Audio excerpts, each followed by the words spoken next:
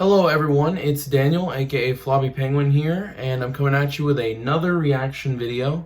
Today's reaction is going to be a fan suggestion. I want to give a quick shout out to John Bowling on YouTube, who suggested that I do this telecast, which is the 2017 PBA Barbasol Players Championship Finals.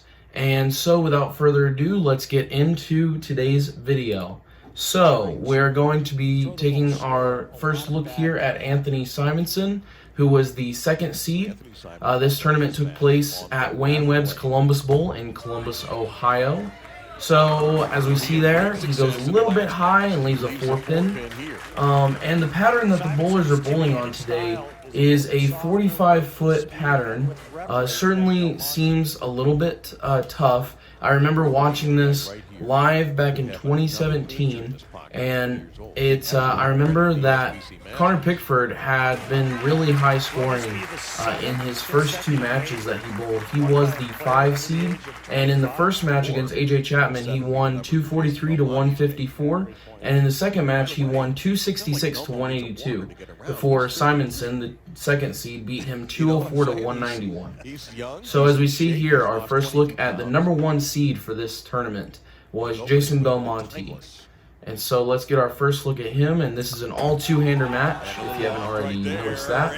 So, goes light mixer there, gets a strike. He's playing pretty deep, definitely a little further left than Anthony Simonson is, something that he's certainly good at. And there's a look at Connor Pickford, who lost the previous match to Anthony Simonson, like I was talking about. And a funny note, an interesting note about Anthony Simonson and Connor Pickford, the year before this, 2016, was back whenever they won together the Marshall Holman Mark Roth doubles tournament, which is the PBA doubles for each year. So as we see Belmo here working on that opening strike, he's throwing a Storm Timeless and gets another light mixer. And I think that's an advantage of him playing a little bit left of Anthony, is that he's able to get the ball to roll into the pocket, get those light mixers whenever he can, and still be able to have just a little bit of room whenever he misses just a little bit right or left. But it can't be much, because I know these patterns are very difficult. So that might give him a board or two each way at most. And it certainly is interesting to see Anthony Simonson staying a little further right than Jason Belmonte is. So let's get our second look here at Anthony. Looks like he moved just a touch more left on that lane than he was on the left lane, as he leaves a pocket 7-10 there. Really rough break. So, man, really the only thing that you can do about this is throw it hard and pray that you get a super lucky bounce. But that's really unfortunate for Anthony, and does not get the bounce. As we see, he gets the 10-pin. So it's an open in the second frame for Anthony, and that really sucks whenever your opponent starts with a double and you go spare open. That's a really rough start, especially on a good shot that leaves a pocket 7-10. And so, as we see, he's throwing 2 different balls, 1 on each lane, and at the bottom of your screen, if he wins on this day, he becomes the youngest bowler with 2 major titles to his name. So he certainly is throwing 2 different balls here. Looks like a Crux Prime there, and gets a strike going flush. So very nice shot there from Anthony. Looks like he probably made a small adjustment off of that 4-pin that he left last time on that left lane. So here we look at Belmonte in the third frame, as he still is throwing the Timeless, and he at this time was 3-5 as top seed in stepladder finals for majors.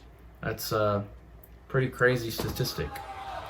And he looks away from it and just leaves a 2-pin. Rather fortunate, as he certainly could have left a 2-10, 2-4-10, or 2-8-10, or any of those combinations. You know, going light like that is always a dangerous thing, but pretty fortunate just to get that 2-pin as the only thing standing. So he's going to switch to his plastic ball and go straight at that 2-pin now. As we see, he converts it perfectly. And so, I also want to talk about, I seem to get a lot better response whenever I do cold reads with these reaction videos. So that's certainly something I'm doing today, and kind of trying to incorporate with more of these reaction videos as I go on, just to get a little more of an authentic reaction for you guys rather than watching it like I did with the first one, watching it beforehand and then going on. And so I just want to make sure that I give you guys the best quality content I can always. So Jason falls off of it a little bit, but gets another light mixer to go. Certainly is loving those light mixers right now. I think that's an advantage of him staying a little bit left of Anthony, like I was talking about earlier. As we see, this ball crosses right around 30, 31 at the arrows, and just goes nicely to the pocket and gets that light mixer yet again.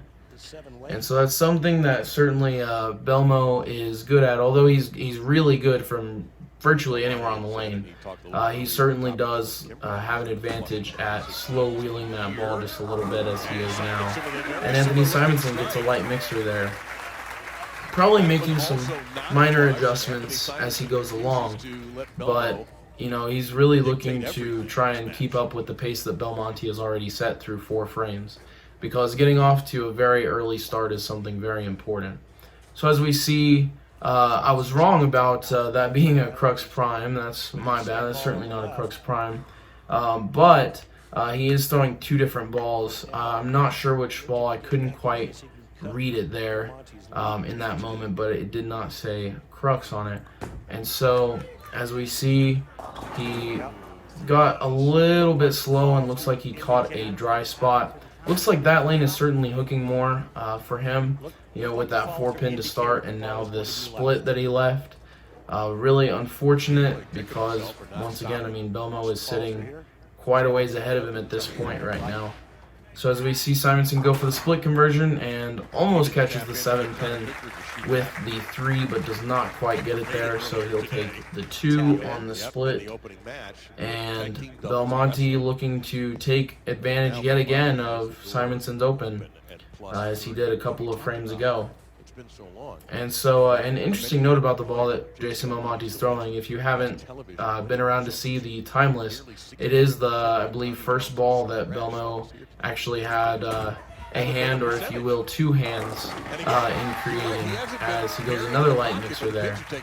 But it has his signature, I don't want to say logo, but his it has his name on the side of it, and photo of a 2-hander. And once again, we see the replay there with the light mixer. And it was the first ball, though, that he helped them develop at Storm, the company that manufactures bowling balls. And since then, he's had several others as well. And the Timeless certainly got mixed reviews, especially from 2-handers that I've known, as it looks like he gassed it a little bit and gave it a little bit too much room to the right and leaves that 210. But the Timeless is a ball that I've certainly heard mixed reviews on, even from 2-handers that I've known that have owned it, because it certainly did sell quite well in the area that I've lived in, and I've seen a lot of people throw it, but some enjoy it and some don't. That's certainly with really any bowling ball, as he just takes the 2-pin on the split conversion there, so leaves himself with his first open of the match in the 6th frame, and he still remains 26 ahead of Simonson if he marks in the 6th frame. So let's see how Simonson handles this. Once again, sticking with that same ball, looks like an Alpha Crux, that's what it is, on the right lane. So he is throwing an Alpha Crux on the right lane, has been all match, and I'm still not sure about the left lane. Hopefully we'll figure it out in just a minute. As we see, looks like he did move just a touch left on that lane and definitely gets the light mixer there. So it looks like he's getting closer and closer to Belmonte's territory every time that he gets up to throw. And I definitely respect that, because it takes a lot of knowledge to know how and when that you need to do that, as it's very important. As we see, he still is a little bit right of Belmo. That was at about 26, 27. It looked like at the arrows. It's kind of hard to tell with that camera angle being from the side so much, but it looked like somewhere around 26-27 at the arrows, which is still roughly 4 or 5 right of where Belmonte was a couple of shots ago. So let's see what he does in this left lane with the other ball. Looks like he got it just a little bit right, but the ball sets up very nicely. That being, especially that being the hooking lane, the more hooking lane of the two. So that puts him in a better position. He puts the double on the board. You know, it's going to get him at least a lot closer within the distance that Belmonte is setting up.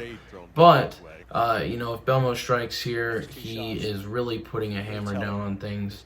So let's see what happens. As you can also see, Belmo definitely has the shoes to match his jersey, being blue there. So he leaves a 10 pin, which is pretty rare for Belmo to leave a flat 10, but he certainly did there. And I'm sure that he will pick it up, as Belmo really does not get enough credit for being such a good spare shooter. As I've heard a lot of people say that he isn't the greatest spare shooter, but he is very incredible at shooting spares, as we see him convert to 10 pin there. His spare percentage is extremely high on tour, and that's something that I have major respect for him about, and that's why that we continuously see him in all of the finals, especially for majors, because he's able to make a lot of spares, and that's something that's very true and very helpful whenever you want to make a TV show at a major. We see a great look at the trophy there, a very beautiful looking clearish crystal type trophy. And once again, this coming from Columbus, Ohio at Wayne Webb's Columbus Bowl. Very nice bowling center. As Belmo stepping up here in the 8th frame and gets the light mixer. 4-8 kind of fell late there. Was a little bit weird of a hit, but he was able to get them down.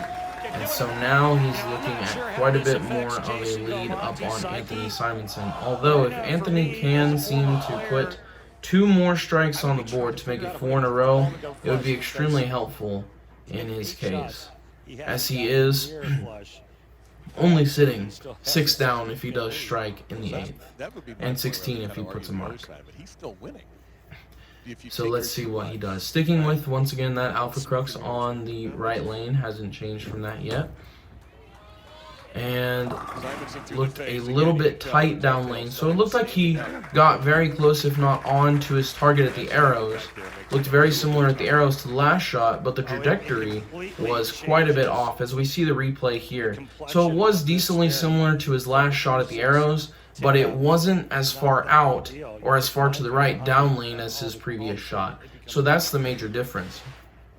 And that's something that a lot of people compare to, as he yanks away from that shot, disliking it, and still manages to get the spare, surprisingly, to himself. But something that a lot of pros actually learn to develop in their game, because they want to hit their target so much and are able to hit their target so much at the arrows, they end up missing down lane with different angle trajectories. And that's something that's very important with the top players in the world that differs from, you know, typical league bowlers, is that league bowlers miss at the arrows and down lane at the same time, whereas, as we see a strike there, a great shot from Simonson, whereas the greatest bowlers in the world will hit their target at the arrows but miss down lane in different ways, causing them to, like that was, leave a 3, 6, 9, 10 for Anthony on the right lane. So that's one of the primary differences, and something that's very interesting. So as we see Belmo getting up here in the 9th, a strike would be pretty close to putting away things. Let's see what he can do here. Looks like he gave it a little bit more loft, and he came a little bit more around it with the way that you can see the ball roll and his release. And his follow-through was a little bit different on that. Maybe it's because he was lofting just a touch more. As we see the replay here, as he gets the light mixer to go, as we see his follow-through, his elbow kind of came up at him. You know, jokingly, when I was younger, we used to consider that choking yourself whenever you would come up dramatically like that. But it's not necessarily a bad thing for players to develop if they are able to repeat it. But it's kind of odd to see Belmo incorporate that there, as he clearly didn't there. He posted the follow-through coming up. As we see his moment there of excitement as he officially has won. Virtually any mark would have won there, and he was able to cover another tournament of Players Championship, Barbasol Players Championship back in 2017, and I mean, just another really good shot, as he really wanted that one to strike, as you saw it in his face, the way he was watching the lanes. As it also was a very nice $40,000 check to the first place winner, who was Belmonte, and $20,000, so half that, to second place being Anthony Simonson. So quite a bit different payday for the two of them, and that's something that's very interesting to note. And so guys, I want to say thank you for tuning in today. Really hope that you enjoyed it, because I certainly appreciate you tuning in. And if you have any suggestions like John did, then be sure to leave it in the comments below, and I will read that and post a video of my reaction to the finals that you guys want. So guys, have a great day. Subscribe below, leave that comment like I talked about, and leave a like, and have a great day. Peace.